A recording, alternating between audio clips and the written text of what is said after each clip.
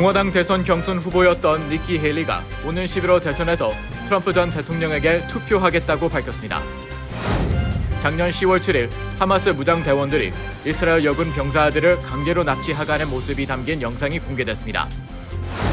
필라델피아 인근에서 직장 내 총기 난사로 5명의 사상자가 발생했습니다. 퀸즈의 주류 판매점 주인이 절도 용의자에게 총격을 가하는 모습을 담은 감시 카메라 영상이 공개됐습니다. 스타튼 아일랜드에서 마약 단속을 벌인 결과 유명 사업가들을 포함해 21명이 무더기로 적발되는 일이 발생했습니다. 전 미스 뉴욕 출신 여성이 10대 농구팀을 후원해달라고 자신에게 접근한 10대 2명에게 젤 송금앱 사기를 당했다고 밝혔습니다. 오늘 아침 천둥 번개를 동반한 폭우가 내리며 트라이스테이트 지역에 피해가 속출했습니다. 어제 뉴욕 컨트리클럽에서 에어 프리미어의 뉴욕 국제선 취항 1주년 기념식이 열렸습니다.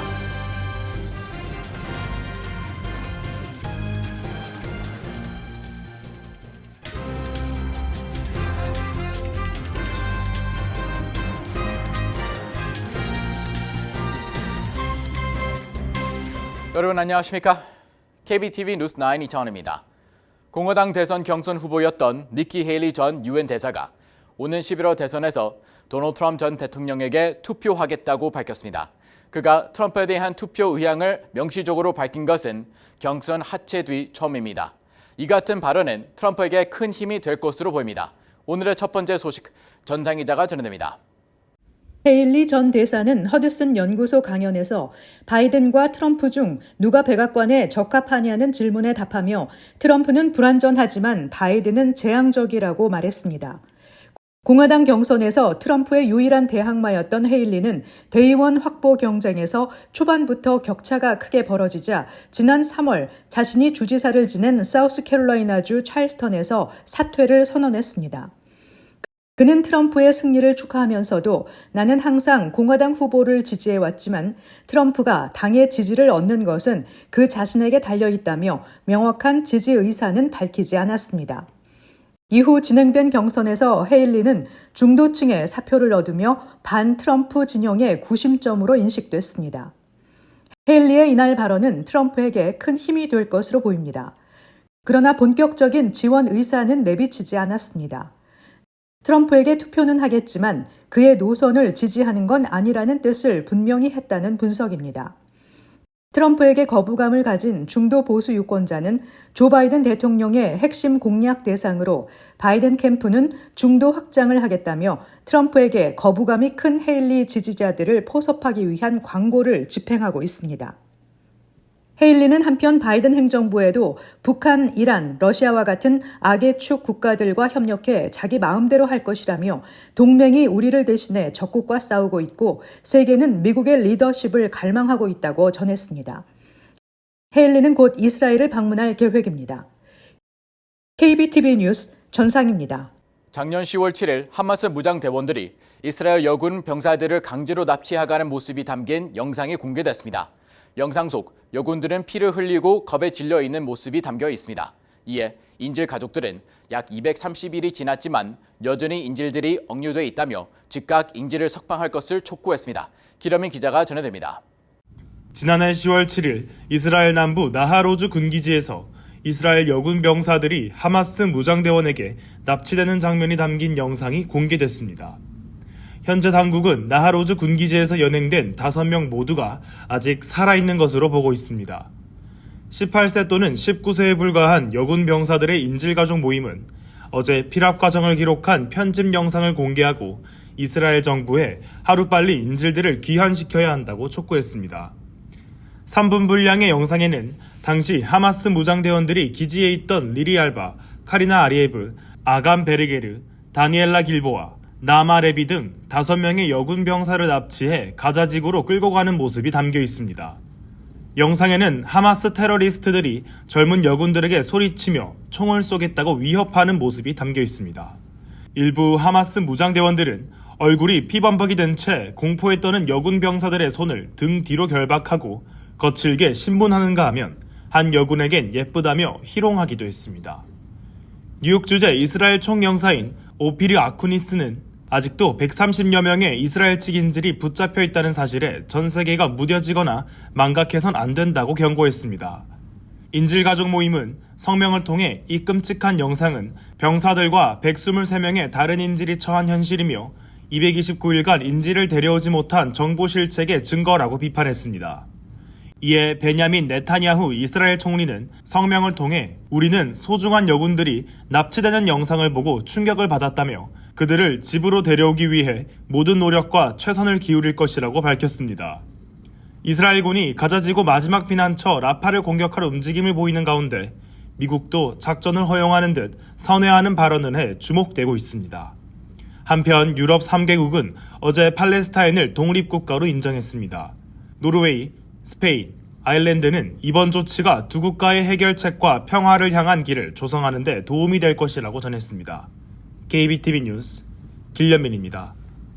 필라델피아 인근에서 직장 내 총기 난사 사건이 발생해 2명이 숨지고 3명이 부상을 입는 사건이 발생했습니다. 총격범은 사건이 벌어진 세탁업체의 전 직원으로 밝혀졌으며 도주 중 경찰에 체포됐습니다. 전자희 기자의 보도입니다. 펜실베니아주 필라델피아 근교에 있는 도시 체스터의 한 세탁업체에서 전 직원이 총을 쏴 이 업체 직원 2명이 사망하고 3명이 부상을 입었습니다. 경찰 조사 결과 이 총격범은 권총을 들고 업체로 들어가 갑자기 총격을 가한 것으로 파악됐습니다. 범행 당시 직원들이 막 출근한 상태였던 것으로 전해졌습니다. 총격범은 차를 타고 도주했지만 당국이 범행 장소 인근에서 그를 검거해 체포했다고 경찰은 밝혔습니다.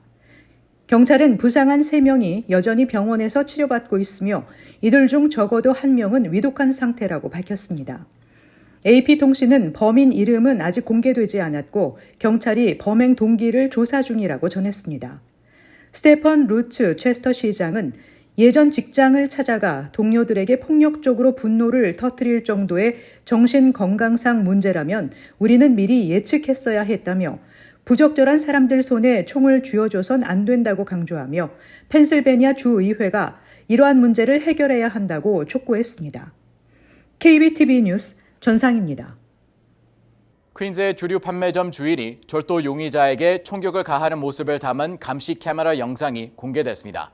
주인이 술을 훔치고 폭력을 행사하려던 용의자에게 총을 쏜 것인데 용의자는 폭행 및 소절도 혐의에 직면할 것으로 예상되지만 용의자에게 총을 쏜 주인은 더 심각한 중범죄와 폭행 혐의로 기소되었습니다. 전자희 기자입니다.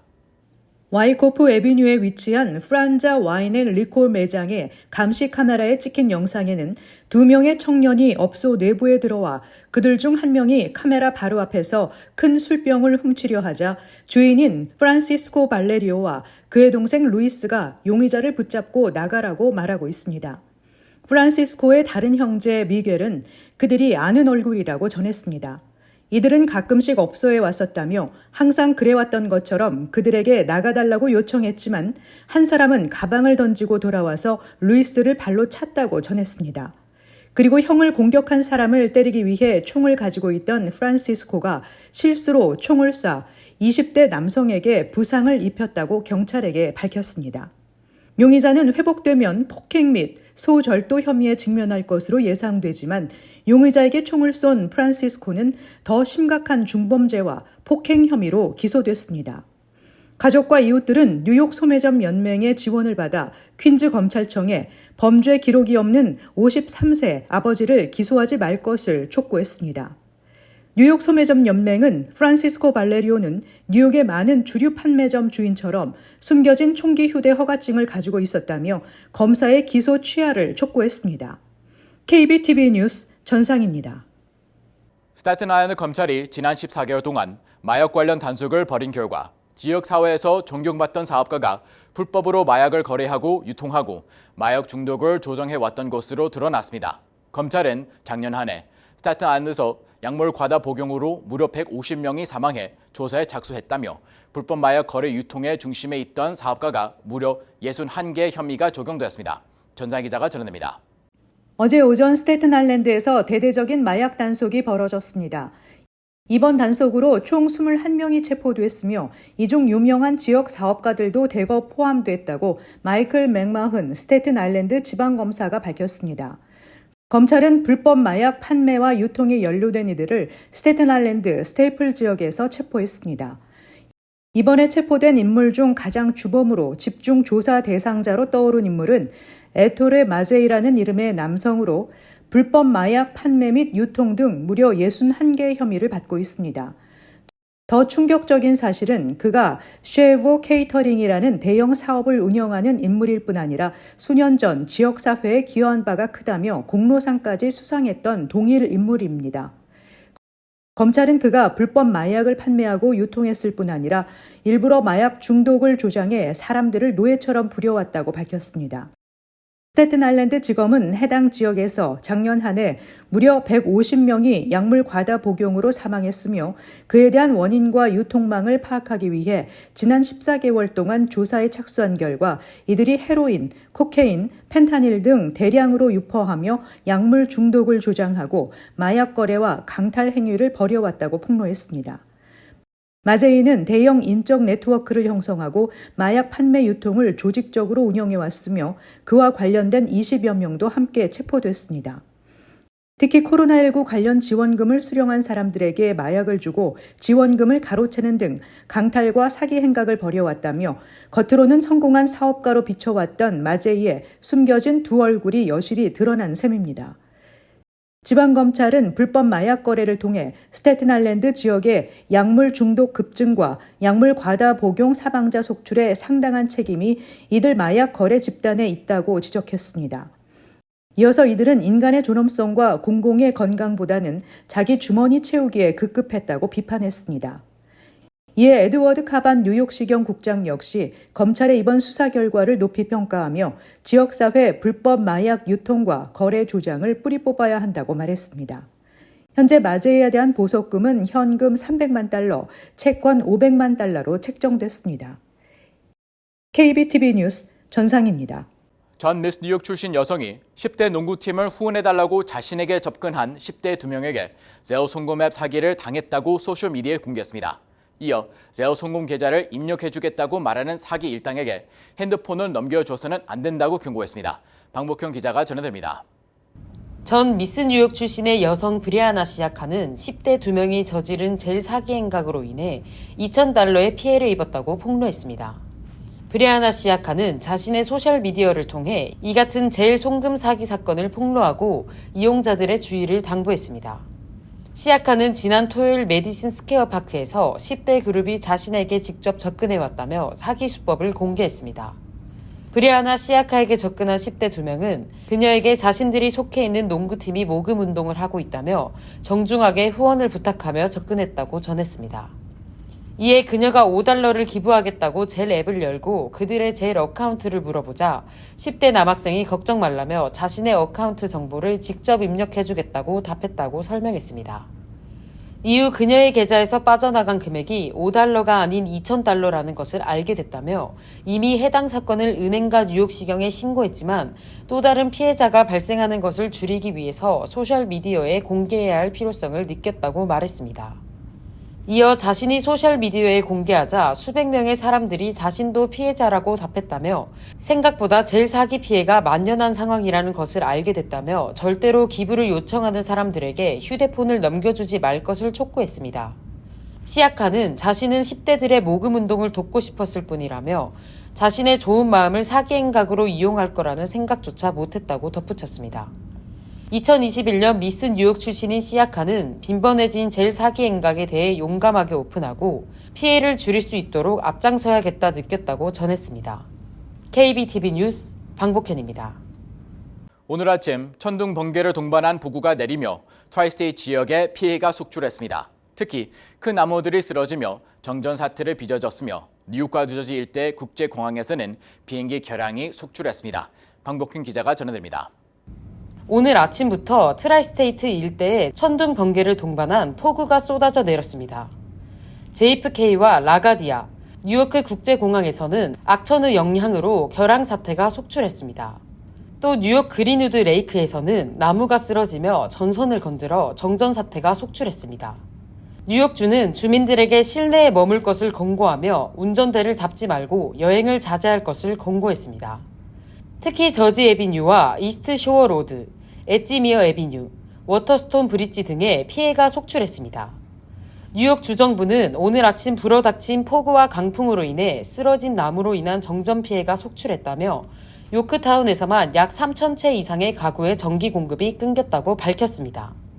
요크타운 센트럴 학군 역시 악천후로 인해 조기 악교 조치에 나선다고 전했습니다. 현재 뉴욕 및 뉴저지 주정부는 쓰러진 나무로 인한 정전 사태 및 홍수 범람으로 인한 피해 지역 복구에 나서고 있다고 설명했습니다. KBTV 뉴스 방복현입니다.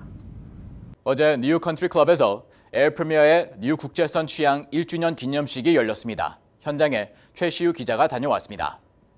어제 뉴욕 컨트리 클럽에서 열린 에어 프리미어 뉴욕 취향 1주년 기념식에는 지역 정재계 및 한인단체 관계자들 80여 명이 참석해 한국과 뉴욕의 새로운 하늘길이 열린 지 1년이 되는 날을 축하했습니다.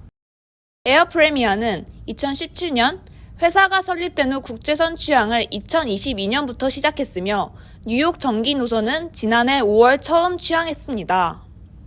뉴욕 노선 탑승 개수는 지난 4월 30일 기준 누적 11만 명을 돌파했으며 국제선 누적 운항 노선 수는 12개 도시에 달했습니다. 지난해 5월 뉴욕 전기 노선을 처음 취항한 후 평균 탑승률은 90%를 달성했습니다.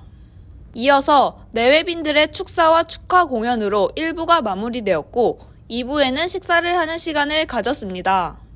에어 프리미어 최현철 지점장은 1주년 기념식에 대한 소감과 뉴욕 노선 증평 계획에 대해 밝혔습니다. 1년 만에 저희가 평균 탑승률 90% 이상의 성과를 보이는 큰 놀라운 일을 만들었습니다. 이 모든 게 우리 뉴저지 또 뉴욕에 계시는 한인분들의 관심과 신뢰와 도움으로 가능했던 거고요. 앞으로 저희가 지속적으로 1년보다 더 큰 성과로 보답할 수 있도록 최선을 다해 노력하겠습니다. 뉴저지 노선에 올 연말 2024년 12월 말 기준으로 2편을 증편해서 총 주 6회로 지금은 주 4편이고요. 총 6편을 취항할 계획이고 내년 상반기까지는 매일 데일리 운항을 목표로 하고 있습니다. 이외에도 에어 프리미어는 2030년까지 대형 항공기 20대 이상을 확보하겠다는 향후 항공기 도입 계획과 오사카, 후쿠오카, 나고야, 홍콩, 시안, 선전, 마닐라, 자카르타, 시애틀, 하와이 등 향후 추가 취항 예정 계획을 함께 밝혔습니다.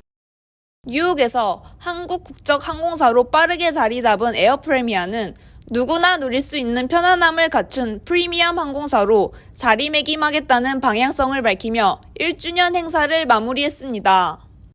KBTV 뉴스 최시우입니다.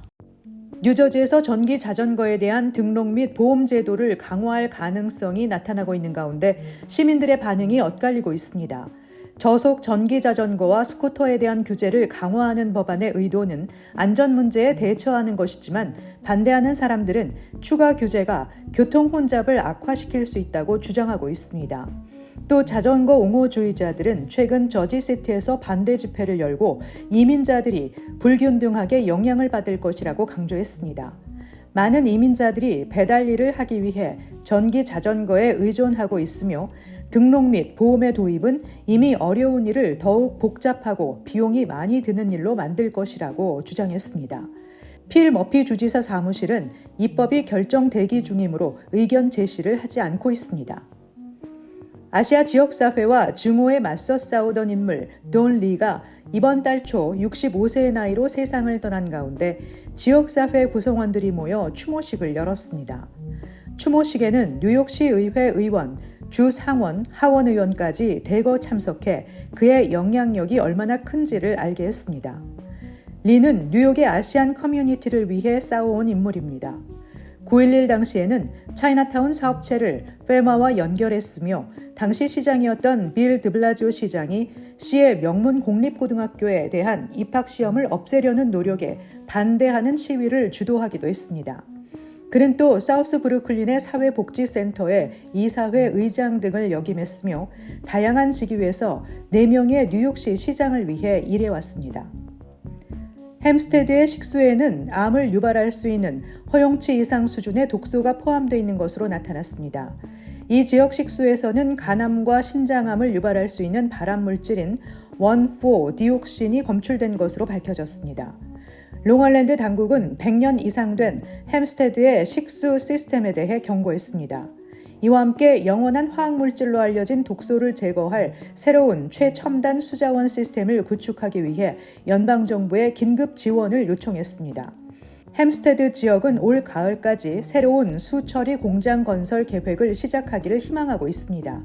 한편 뉴욕주 보건부는 햄스테드에 공급되는 물의 샘플은 기준치보다 높은 수준으로 테스트됐다고 밝히며 최대 오염물질 수준에 따라 공급되는 물의 1,4-디옥신을 최소화하기 위한 임시 조치를 취했다고 밝혔습니다. 주 뉴욕 총영사관이 재외 동포청과 함께 뉴욕 일원 한인들을 대상으로 국적 병역 설명회를 개최했습니다. 한인들은 미국에서 태어난 선천적 복수 국적자가 국적을 이탈하고 국적 이탈 기한을 놓치면 병역을 연기하거나 예외적 국적 이탈을 하는 절차가 너무 어렵다고 토로했지만 한국 정부 측에서는 정해진 법이기 때문에 따를 수밖에 없다는 입장이었습니다. 뉴욕 일원 한인단체들은 윤석열 대통령에게 국적법 개정을 청원하고 나섰으며 국적 자동 상실제 부활을 촉구하고 있습니다. 국적 이탈 시기를 놓친 18세 이상 군 미필 선천적 복수 국적자가 한국 국적을 포기할 수 있는 예외적 국적 이탈 허가 제도가 2022년부터 시행되긴 했지만 한인 동포들은 여전히 제도가 너무 복잡하다는 입장입니다. 잠시 후 커뮤니티 브리핑을 전해드립니다.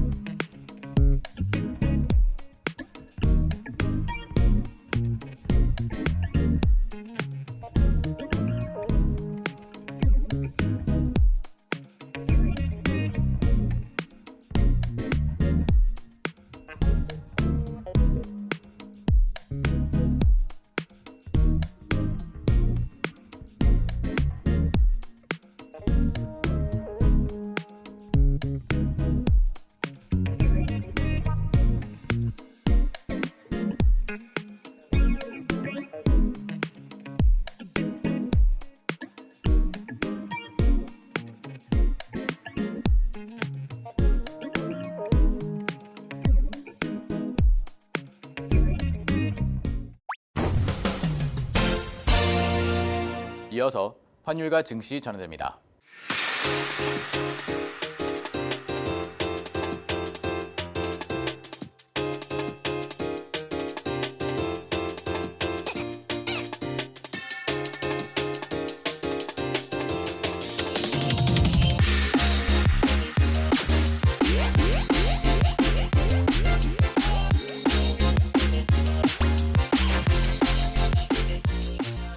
잠시 후 뉴욕과 뉴저지 날씨 전해드립니다.